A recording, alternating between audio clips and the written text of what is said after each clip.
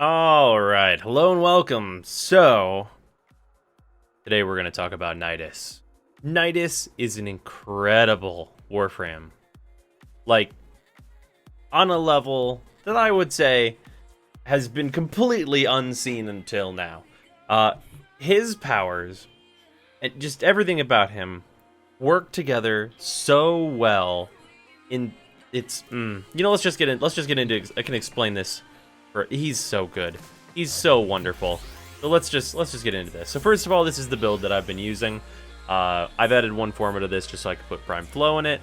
Otherwise, I'm probably going to be putting more forma into this, and like removing Growing Power and putting in like probably Corrosive Projection, adding like a movement mod to my Exilus slot. That's some such. Might remove Natural Talent. I haven't fully decided yet. Although I feel Natural Talent really helps him. So this is what I'm rolling with so far. And there's a couple of things to note here as well. So, he doesn't have shields. He has tons of health, although not as much as Inaros, which is really, really nice, and makes him quite tanky just at face value because he gets that nice armor. And also, he gets a little bit more power strength than other Warframes do whenever he's at rank 30. He starts at base 115%, which is an interesting thing that they will probably do with Warframes going forward that I'm really interested in seeing. And you can also see here that he gets faster passive healing as he levels up as well. So that is also, of course, very, very useful for survivability. And then, yeah, that's kind of just the basics of what the build's going on here. So let's talk about Nidus's abilities.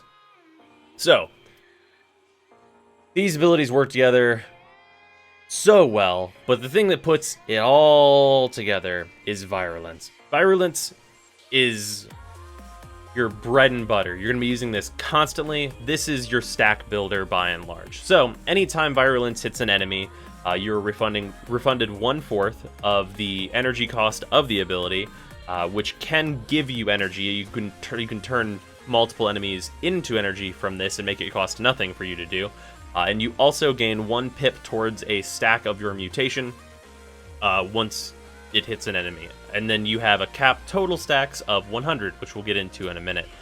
So this ability, surprisingly, has incredibly good damage because it scales with the amount of stacks that you've built up from the base of 400 that I have here with this build, which is very good.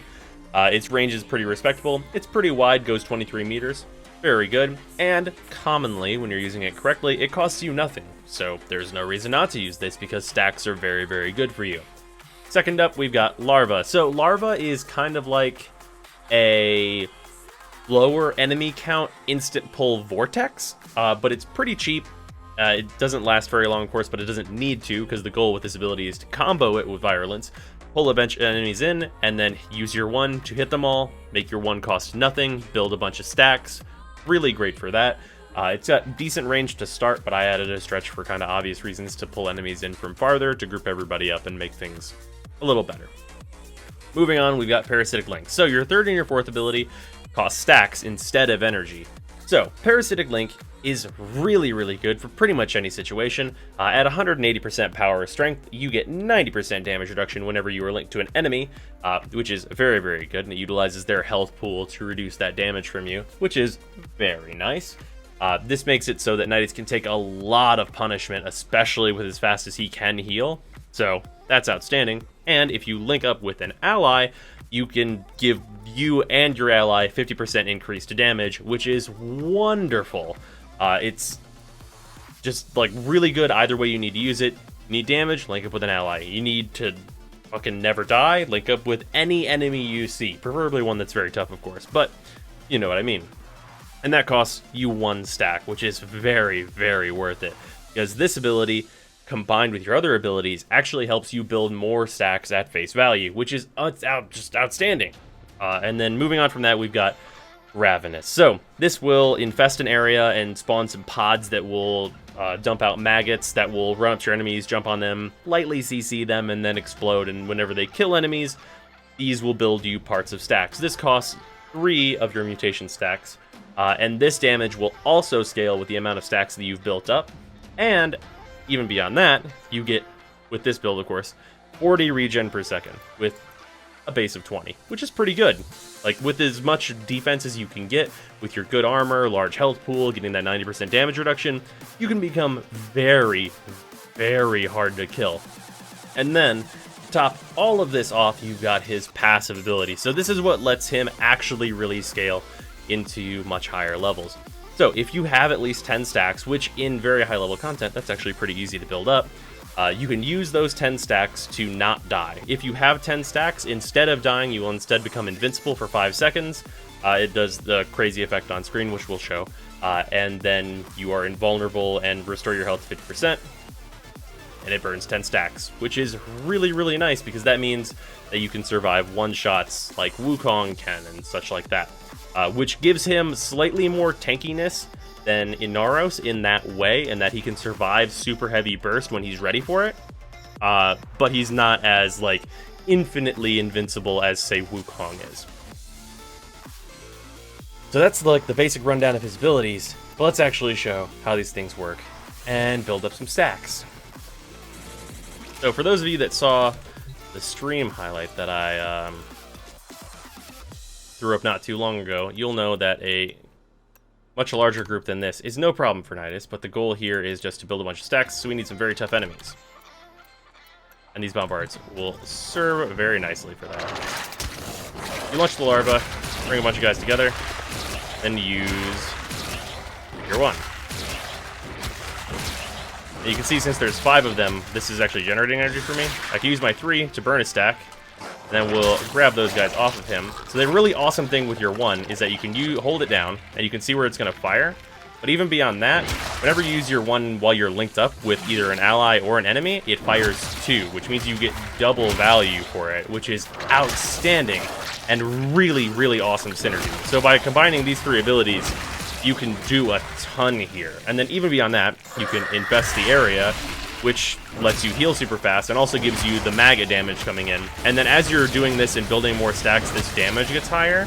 So you can see, this is an absurd amount of damage for powers to be doing, and it requires the combination, of course. But this is, like, really good. Also, you're noticing with all these rockets hitting me, and this, like, my area here is healing me tons, so these enemies can't even dent me. I'm CC immune while I'm connected to this bombard, which is hugely useful. So it ends up that these powers just work together in an unheard of way. And, like, keep in mind, like, whenever you're being smart and, like, building these stacks up, I have 74 stacks right now, which means if I completely burn through all of my health, I'll still have the stacks to back me up 7 times. And you can heal up to a maximum of 100 stacks. But yeah, that's kind of like the basics, and it's it's like wonderful. So this time I won't link up, and you can see his passive regeneration even whenever he's not under his 4 is pretty good.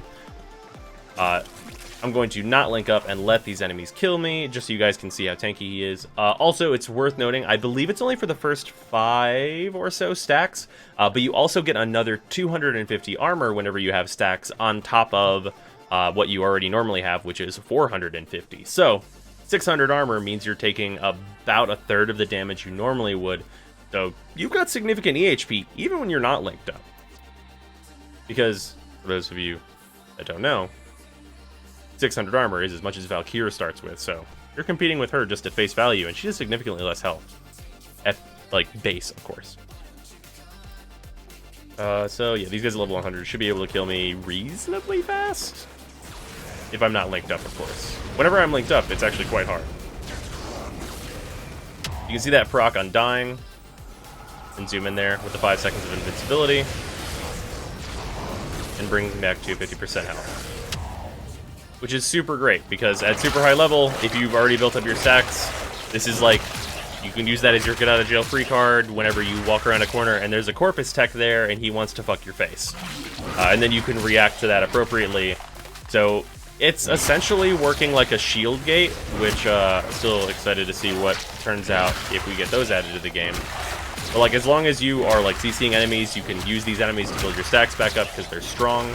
And one of the weaknesses of Nidus is having weak enemies to fight.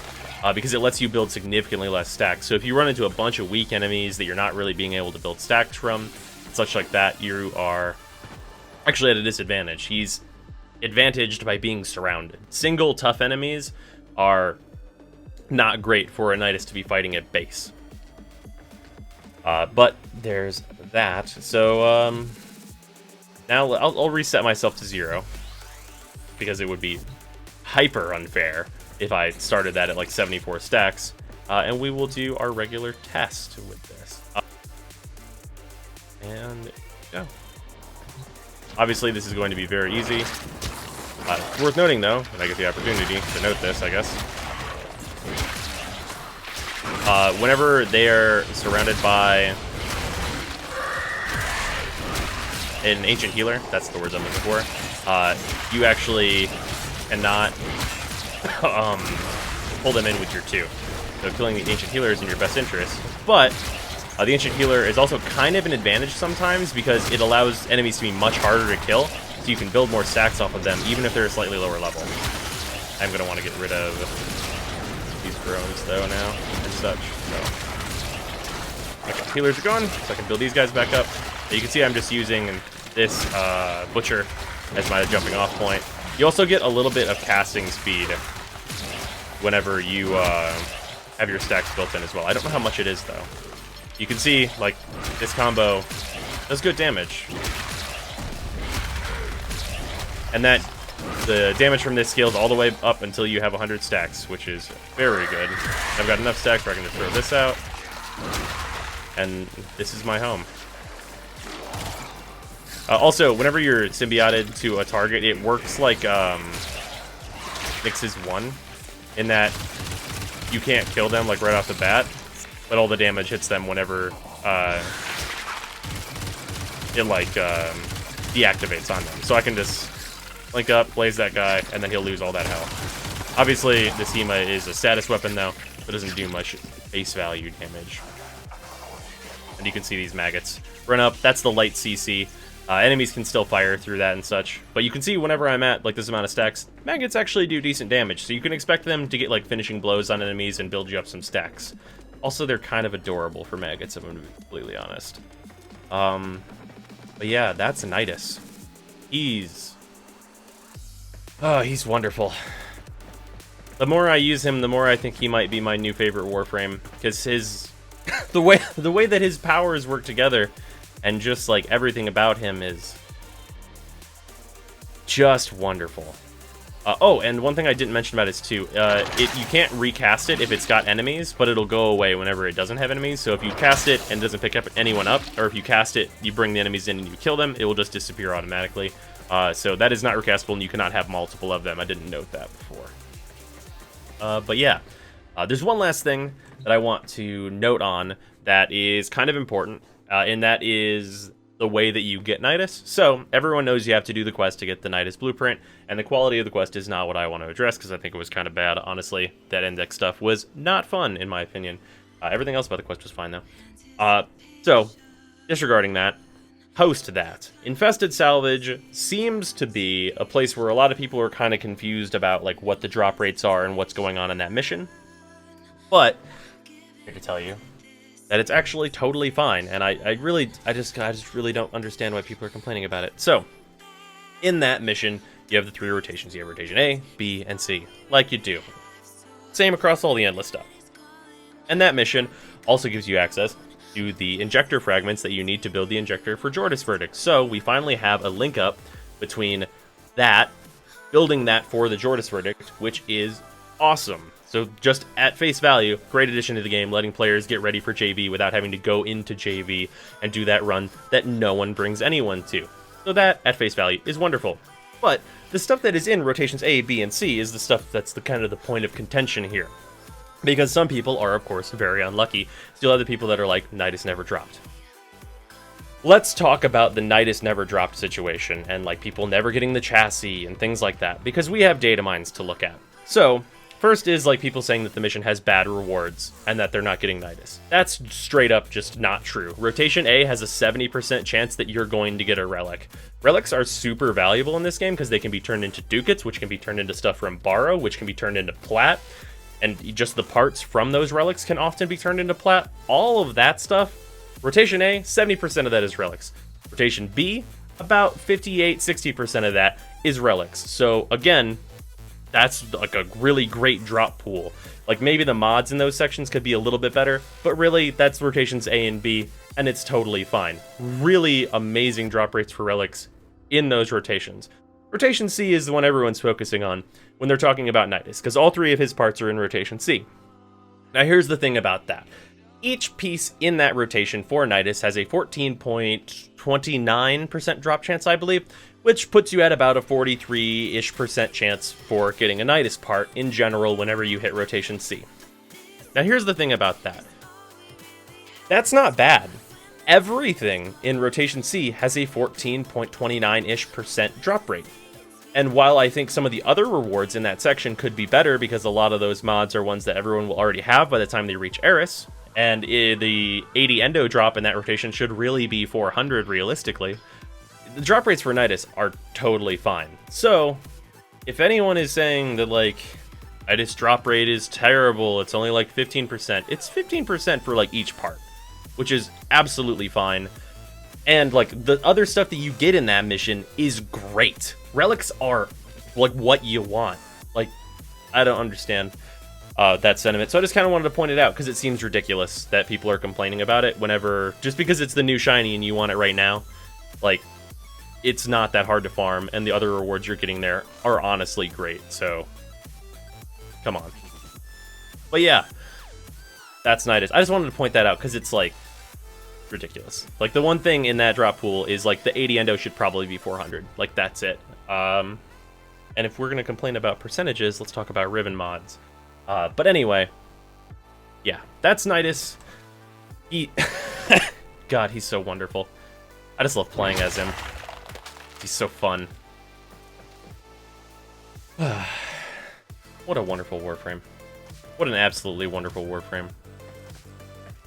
I'll show this build one more time, and I'll show my cosmetics as well, because I'm sure someone will want to copy this this kind of sentient loadout that I've got going on. So here are the colors for that. I'll show where all these are. These is just the Bakal setup of armor, and then that one,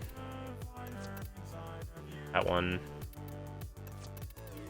that one, that one, and that one. And then under attachments, it's like the same, except for I don't use any color here because this red doesn't color well. But anyway, yeah, that's Nidus. He's wonderful. Probably the single best design in terms of, like, power set and stuff in the entire game right now. And I guess that's 20 minutes of gushing about Nidus. So I'll see you guys tomorrow.